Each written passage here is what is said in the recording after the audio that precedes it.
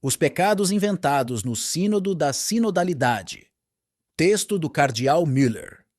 No início do Sínodo sobre a Sinodalidade, que já não é apenas um sínodo de bispos, mas uma assembleia mista que não representa de forma alguma toda a Igreja Católica, será realizado um evento com uma cerimônia penitencial, que culminará com o arrependimento por pecados recentemente inventados por seres humanos. O pecado, em sua essência, é quando o homem se afasta de Deus e volta-se para as criaturas, que são adoradas em seu lugar ou em espécie, como ídolos pagãos. Também podemos pecar contra o nosso próximo se não o amarmos como a nós mesmos, por amor a Deus.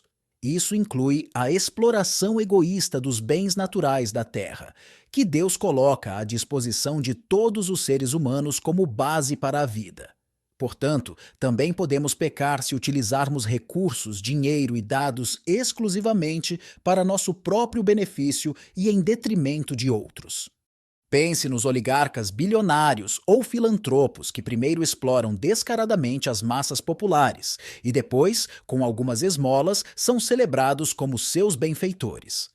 O Papa e os bispos não deveriam tirar fotos com essas pessoas, por um pagamento de Judas. Qualquer impressão de camaradagem com eles deve ser evitada, assim como o auto-engano de Robin Hood, como se algo fosse tirado dos ricos e dado para os pobres. Os representantes da Igreja de Cristo, que deu a vida por nós como bom pastor, deveriam antes agir como críticos proféticos, como João Batista, que, arriscando a vida, disse a Herodes: "Não te é permitido."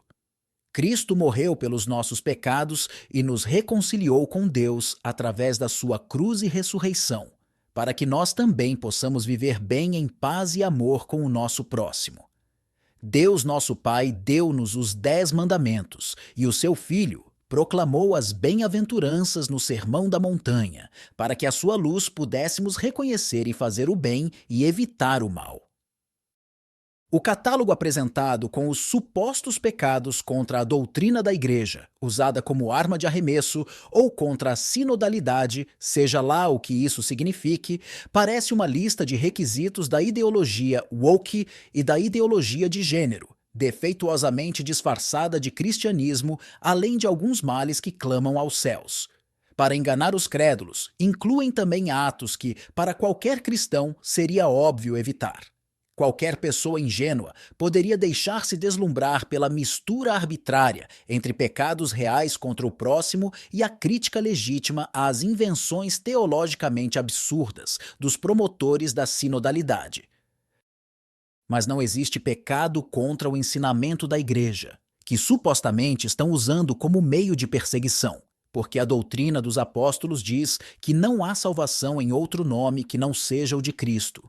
E é por isso que, por exemplo, Lucas escreveu o seu Evangelho, para que possamos nos convencer da confiabilidade do ensinamento no qual fomos instruídos na fé salvadora em Jesus, o Messias, o Filho de Deus.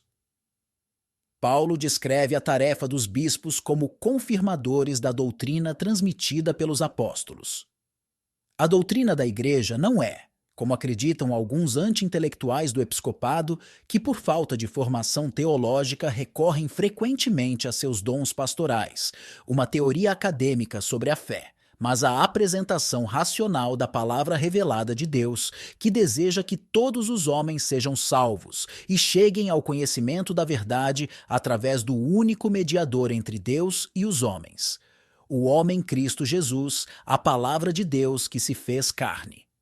Também não existe um pecado contra uma espécie de sinodalidade, que é utilizado como meio de lavagem cerebral para desacreditar os chamados conservadores, taxando-os como retrógrados e fariseus disfarçados, e para nos fazer acreditar que as ideologias progressistas, que nos anos 70 levaram ao declínio das igrejas no Ocidente, são o culminar das reformas do Concílio Vaticano II, que foram supostamente interrompidas por João Paulo II e Bento XVI.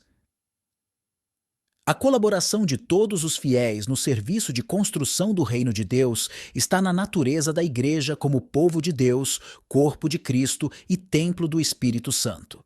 mas não se pode relativizar o ofício episcopal com base no sacerdócio comum dos fiéis e numa nomeação papal para participar no Sínodo dos Bispos, e assim deixar implicitamente de lado a sacramentalidade da ordem sagrada, da ordem do bispo, do sacerdote e do diácono. E, em última análise, relativizar a constituição hierárquico-sacramental da Igreja, que é de direito divino, como diz a Lumen Gentium. Verdade que Lutero negou fundamentalmente. No geral, os grandes agitadores dos caminhos sinodais e da escalada do sinodalismo estão mais preocupados em conseguir posições influentes e impor suas ideologias não católicas do que com a renovação da fé em Cristo no coração das pessoas.